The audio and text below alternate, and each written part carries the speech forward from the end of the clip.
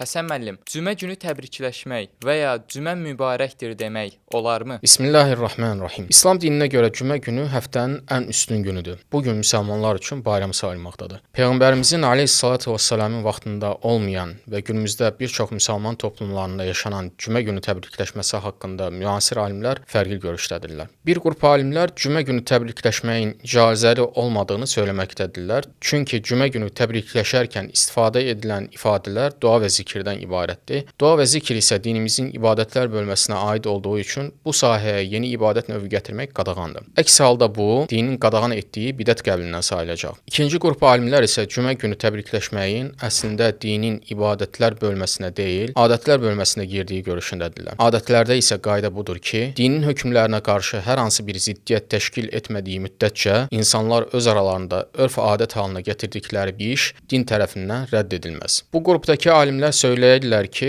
cümə günü müsəlmanların həftəlik bayramları olduğuna görə təbrikləşmək bu bayramın ruhuna uyğun bir adətdir. Belə olmasaydı, səhabələr də Peyğəmbərdən sallallahu aleyhi və səlləmdən sonra öz aralarında bayram namazından ayrıldıqda bir-birlərini təbrik etməyi haram görərdilər. Halbuki Peyğəmbərimizin aleyhissalatu vesselamın bu haqda hədisi yox idi. Cümə günü təbrikləşməyi icazəli görən alimlər bunun üçün bəzi qaydaları da şərt qoşmuşlar. Demişlər ki, kimsə təbrikləşməyi şəriətin buyruğu kimi qələmə verməməli, nə də təbrikləşməyə görə savab, tərk edilməsinə görə isə qəbahət olması düşüncəsinə qapılmamalıdır. Həmçinin bunu bəzi həftələrdə edib, bəzi həftələrdə tərk etməyi məsləhət görmüşlər. Bu qaydalara uyğun təbrikləşmək olarsa, bunun qınanılan bidətdən fərqlənmiş olacağını bildirmişlər. Doğrusunu Allah bilir. Vəlhamdülillahi Rabbil aləmin.